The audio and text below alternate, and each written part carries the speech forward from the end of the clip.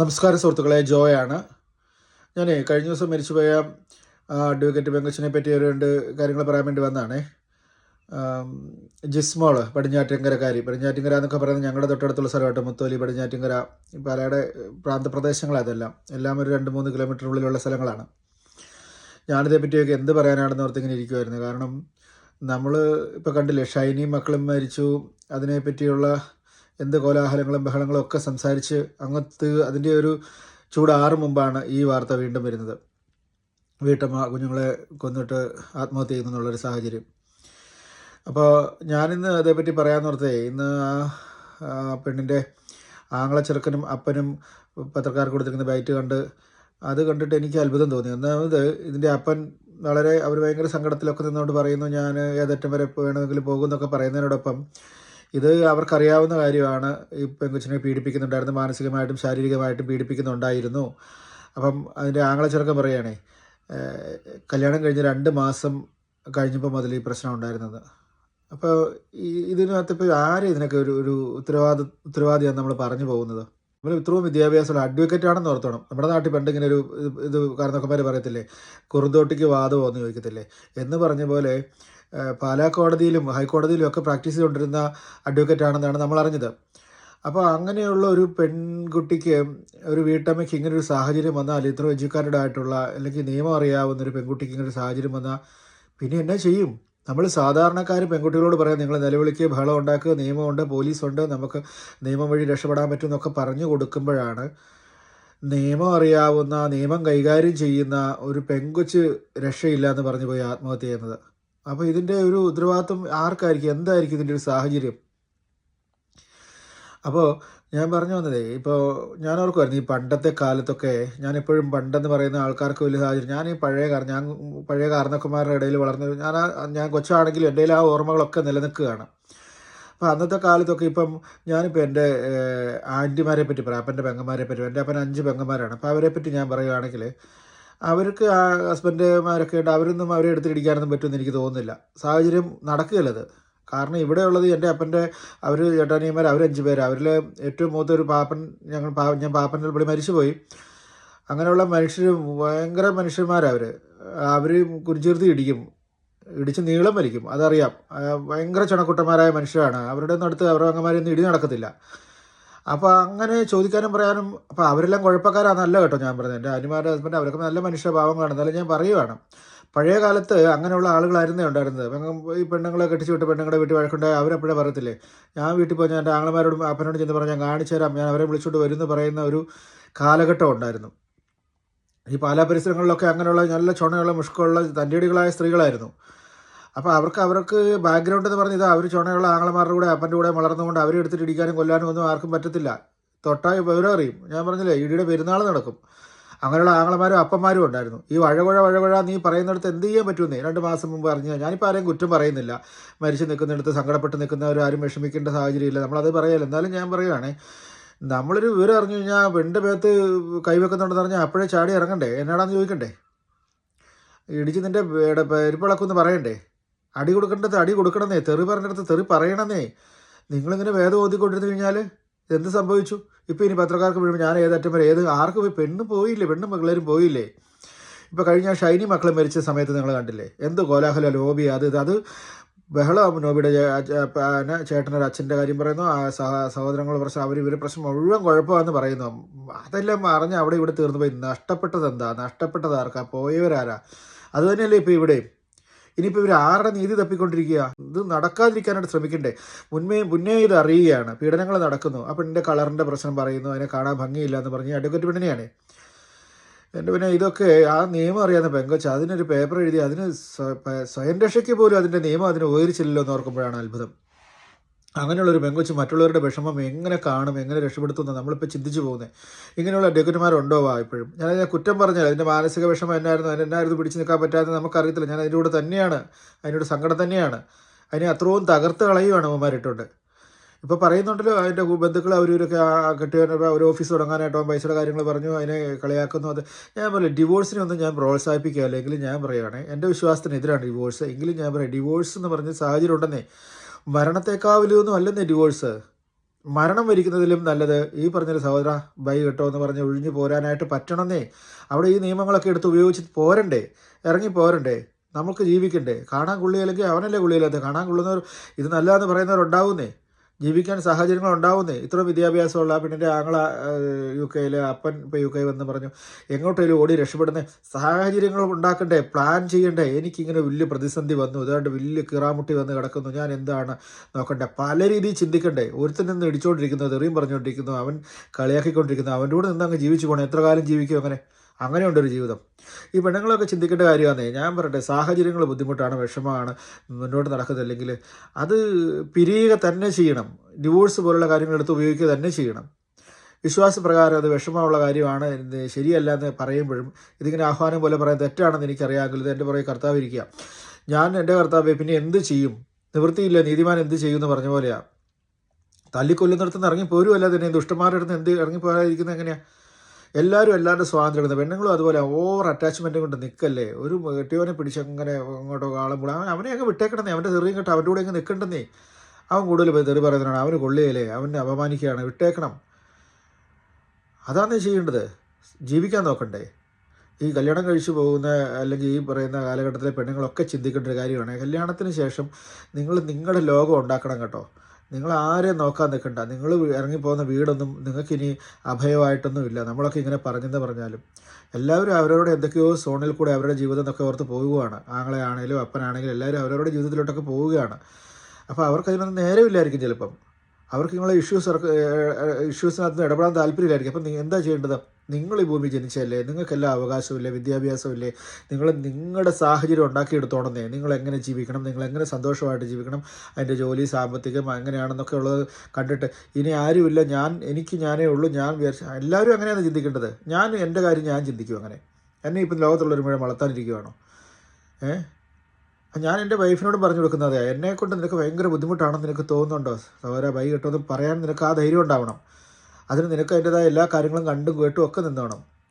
എല്ലാ രീതിയിലും എഡ്യൂക്കേറ്റഡ് ആയിട്ടും ജോലിയൊക്കെ ചെയ്യാനുള്ള മിടുക്കും തൻ്റെ ഒക്കെ ഉണ്ടായിട്ട് നിൽക്കണം. നമുക്ക് ആർക്കും ആരുടെയും ജീവിതം കയറി വിലക്കാനും നഷ്ടപ്പെടുത്താനും ഒന്നും അവകാശമില്ലെന്നേ.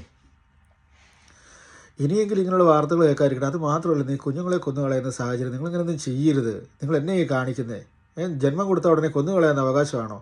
ആരെങ്കിലും വളർത്തുന്നത് അതുങ്ങൾ ഈ ഭൂമി ജനിച്ച പിള്ളേർ ഭൂമിയുടെ അവകാശികളാന്നേ, അവർ ജീവിക്കട്ടെന്നേ. ഹസ്ബൻഡിനോടുള്ള വൈരാഗ്യത്തിനോ അല്ലെങ്കിൽ വാശിക്കോ അല്ലെങ്കിൽ വെല്ലുവിളിക്കോ ഒക്കെ ആയിട്ടാണോ കാണിക്കുന്നത് എന്നാന്നൊന്നും എനിക്കറിയത്തില്ല. എന്നായാലും എൻ്റെ ദൈവമേ, ഈ ഹസ്ബൻഡിൻ്റെ വീട്ടുകാർ ഈ പറഞ്ഞ നിൻ്റെയൊക്കെ കുടുംബത്തിൻ്റെ കാര്യം തീർന്നില്ലേ ഇല്ലേ, ഇനിയൊക്കെ ജീവിച്ചിരുന്നിട്ട് എന്നാ നിങ്ങളുടെ കാര്യം? കുശുമ്പുണ്ടാക്കിക്കൊണ്ടിരുന്ന നാത്തൂനുണ്ടായിരുന്നു പറഞ്ഞു, അമ്മായിമ്മ ടീച്ചറായിരുന്നു പറഞ്ഞു, അപ്പനുണ്ട്, കെട്ടിയവനുണ്ട്, നിനക്കൊക്കെ തൃപ്തിയായില്ലേ, സമാധാനമായില്ലേ? ഇനി എങ്ങനെ ജീവിക്കൂടാ, എങ്ങനെ ഒരു ഭക്ഷണം കഴിക്കൂടാ? ഈ മരണമൊക്കെ തലയ്ക്ക് മുകളിൽ നിന്ന് ഇത്രയും കൊടും പാപികളായിട്ട് നിങ്ങൾ എങ്ങനെ ജീവിക്കും? പറഞ്ഞു പോവുകയാണ്. എൻ്റെ സുഹൃത്ത് കഴിഞ്ഞ ദിവസം അവൻ സ്റ്റാറ്റസ് ഇട്ടപ്പോൾ ഞാനവനെ വിളിച്ചടാ, എന്നടാ കാര്യം, ഇത് ഏതാടാ കൊച്ചെന്ന് ചോദിച്ചപ്പം, എടാ ഞാൻ എടുത്തുകൊണ്ട് നടന്ന കൊച്ചാടാന്ന് പറഞ്ഞു. എൻ്റെ സ്കൂൾ കൂട്ടുകാരനൊരു കൂട്ടുകാരനൂടെ ഉണ്ട്, അവനോട് ഞാൻ സംസാരിക്കുമായിരുന്നു, കോട്ടൻ രൂപതക്കാരൻ. അപ്പോൾ അവനോട് ഞാൻ പറഞ്ഞു, എന്നടാ, ഞാൻ അവരോട് മാത്രം എല്ലാവരോടും തന്നെ സംസാരിക്കുന്നുണ്ട്. ഞാൻ പറഞ്ഞില്ലേ, കോട്ടൻ രൂപതയായിട്ടൊക്കെ എനിക്ക് എത്രയോ സ്നേഹമുണ്ട്, ഞാൻ അവരുമായിട്ട് നല്ല ബന്ധത്തിലുള്ള.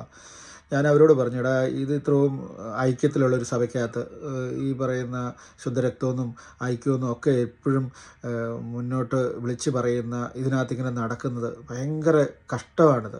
ഇപ്പം ഉടനെ ഞാനിതിപ്പോൾ സംസാരിക്കുമ്പോഴേക്കും നിൻ്റെ അവിടെ നല്ലതാണ് നടക്കുന്നത്, അതും പറഞ്ഞിട്ട് ഇങ്ങോട്ട് വരല്ലേ സഹോദരന്മാരെ, ഒന്ന് രണ്ടാവന്മാർക്ക് എന്നെ അറിയത്തില്ലാത്ത ഈ പറയുന്നത്. എടാ ഇവിടെ അങ്ങനെയൊന്നും അല്ല, ഇവിടെ ആരും വന്ന് ചേരും. ഇതിങ്ങനെ വിശാലമായിട്ട് കിടക്കുവാണ്, വാതിൽ തുറന്നിട്ട് ഏത് മനുഷ്യർക്കും ഏത് പദ്ധതിയിലും അതിനകത്ത് പലതും നടക്കുന്നുണ്ടായിരിക്കും. അതുപോലെ അല്ലല്ലോ അവിടെ ഒരു കൂട്ടായ്മയല്ലേ, അതിനകത്ത് ആരും പുറത്തും പോകുന്നില്ല, അകത്തോട്ടും വരുന്നില്ല. അങ്ങനെ ഒരു നിൽക്കുന്നിടത്തകത്ത് ഇങ്ങനൊരു കൊലപാതകങ്ങൾ നടക്കരുതെന്നേ. ഒരേ രക്തമാണോ, ശുദ്ധരക്തമാണെന്ന് പറയുമ്പം ഈ രക്തം മറ്റൊരു രക്തത്തിനെ കൊല്ലുന്നത് തിരിച്ചറിയാൻ പറ്റിയല്ലേ? അങ്ങനെ അത് ആ വിശ്വാസം ഉറപ്പാണ്, ശരിയാണ്, ഞങ്ങളെല്ലാം ഐക്യപ്പെട്ടതാണ്, ഒറ്റ രക്തമാണെന്ന് പറയുമ്പോൾ അവിടെ കൊലപാതകം നടക്കുകയില്ലെന്നേ. ഏതാ ഈ കൂട്ടായ്മയ്ക്കകത്ത് ഈ ബഹളം ഉണ്ടാകുകയില്ല, അലമ്പുണ്ടാകുകയില്ല. വലിയ വലിയ മണിമാളികകൾ പണിതിട്ടേ അതിനകത്ത് ഈ അലമ്പും പ്രശ്നങ്ങളും ഒക്കെ ഉണ്ടാകുന്ന പുറത്തോട്ട് ആരും അറിയുന്നില്ലെന്നേ. പിന്നീട് കായലിലും കടലിലും റെയിൽവേ ട്രാക്കിലും ഒക്കെ പൊന്തുമ്പോഴും ശരീരം കിടക്കുമ്പോഴും ചെതറുമ്പോഴൊക്കെ എല്ലാവരെയും അറിയുന്നത്. മണിമാളികയ്ക്കകത്തോട്ട് ആർക്കും കയറാൻ പറ്റുന്നില്ല.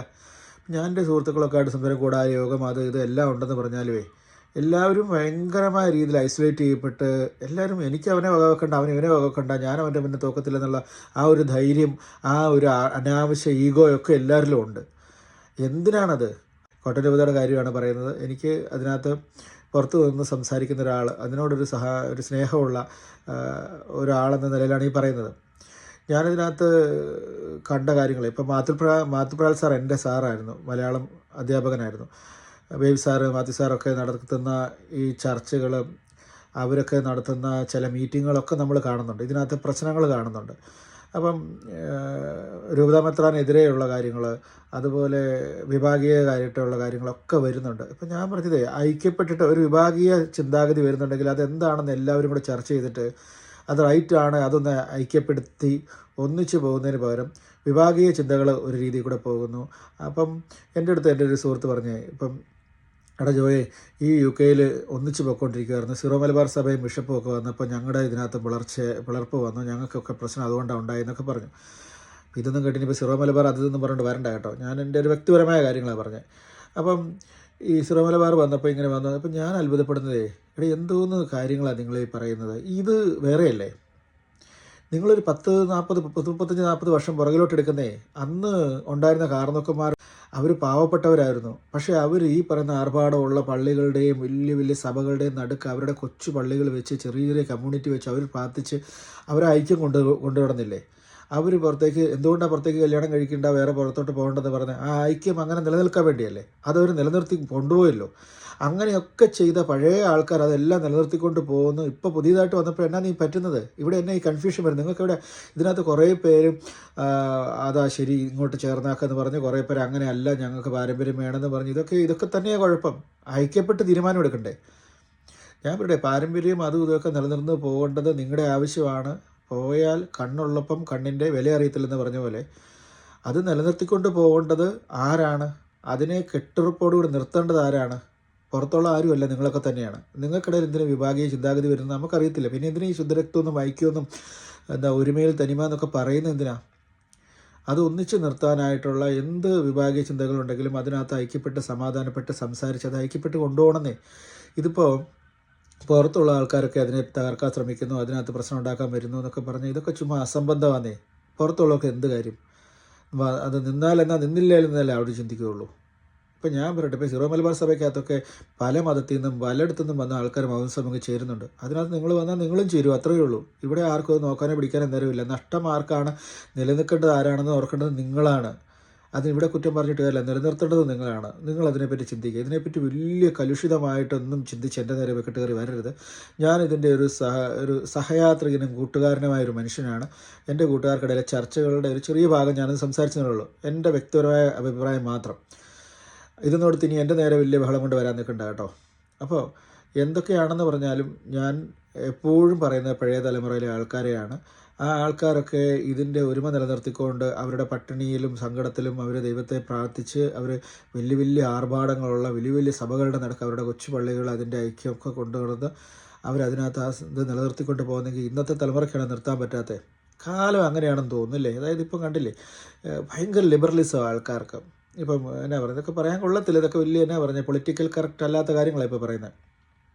പെണ്ണിനെ കെട്ടാം, ആണിനെ കെട്ടാം, ആണിന് പെണ്ണിൻ്റെ വേഷം കെട്ടി നടക്കാം, പെണ്ണിന് ആണിൻ്റെ വേഷം കെട്ടി കിടക്കാം, അമ്മയുടെ പ്രായമുള്ളവരെ കെട്ടാം എന്നൊക്കെ പറഞ്ഞ് ഇങ്ങനെ വലിയ മിടുക്കം കാണിച്ച് ഫേസ്ബുക്കിലൊക്കെ ഇങ്ങനെ റീൽസ് കാണാൻ പറ്റില്ലേ, വലിയ മിടുക്കായിട്ട് ഓരോരുത്തർ കാണുന്നത്. പെണ്ണിൻ്റെ വേഷം കെട്ടി പെണ്ണിനെ പോലെ സംസാരിച്ചുകൊണ്ട് നടക്കുന്നതും ആണിൻ്റെ വേഷം സർജറി ചെയ്യുന്നത് എന്തായാലും കേട്ടോ. അതേപ്പറ്റി ഒത്തിരി പറഞ്ഞ് നമ്മളിനി ഇല്ലാത്തതില്ല. അപ്പോൾ അതുകൊണ്ട് എന്തും ചെയ്യുക, എങ്ങനെ നടക്കുക, ഏത് പോകാം, ആർക്ക് വേണമെങ്കിലും എന്താകാം, എങ്ങോട്ട് വെള്ളം ചേരാം, എങ്ങനെ പോകാമെന്നൊക്കെ പറഞ്ഞ് എന്തെങ്കിലും രീതി ജീവിച്ചിട്ട് കാര്യമില്ലെന്നേ. ഇതിനൊന്നും ഒരുപാട് നിലനിൽപ്പുണ്ടാവത്തില്ല. നിങ്ങൾ ചിന്തിച്ചോ, അല്ലെങ്കിൽ നിങ്ങൾ കണ്ടോ? ഇങ്ങനെയൊക്കെ കിടന്ന് ഒത്തിരി പറയുന്നതുണ്ടല്ലോ. എല്ലാത്തിൻ്റെ അടിസ്ഥാനങ്ങളെയും പാരമ്പര്യത്തിലൊക്കെ നിന്ന് അതിനകത്ത് നിന്ന് പോകുന്നവർക്കൊക്കെ നിലനിൽപ്പുണ്ടാവുള്ളൂ. ഏറ്റവും പ്രധാനം കർത്താവായ യേശു ക്രിസ്തു. അതുകൊണ്ട് ഈശോ ഇരിക്കുന്നു. ഈശോയെ പ്രാർത്ഥന കുറവാണോ എന്ന് ചിന്തിച്ച് നോക്കണം. കൂടാരയോഗങ്ങളും പ്രാർത്ഥനകളും എല്ലാം കൂട്ടി ദൈവത്തെ മഹത്വപ്പെടുത്തി മനുഷ്യർ അപ്പോഴേ ഐക്യം ഉണ്ടാവുള്ളൂ. വിശ്വാസികളായി ആദ്യം മാറുക. വിശ്വാസം കുറഞ്ഞൊന്ന് ചിന്തിക്കുക. വിശ്വാസികളായിട്ട് ആദ്യം മാറിയിട്ട് നമ്മുടെ ഐക്യം കളയരുതെന്ന് പിന്നെയൊന്ന് പറഞ്ഞു നോക്കിക്കേ. അപ്പോൾ ഇതൊക്കെ ശരിയാവും. ഇന്നിപ്പോൾ ഒരുത്തിനെ പോലും ഭയമില്ല, ഒരുത്തിനെ പോലും അംഗീകരിക്കുന്നില്ല. എനിക്ക് എൻ്റെ പൈസയുണ്ട്, നിനക്ക് നിൻ്റേതുണ്ടെന്ന് പറയുന്ന ആ രീതിയിൽ പോകുമ്പം ഈ പറയുന്നുള്ള മരണവാർത്തകൾ കേൾക്കും. ഇപ്പം നിങ്ങളൊന്ന് ഓർത്ത് നോക്കിക്കേ, നോബിയുടെ കുടുംബം ഇനിയിപ്പം ഒരു വെറുക്കപ്പെട്ട പോലെയുള്ള സാഹചര്യത്തിലോട്ട് വന്നില്ലേ?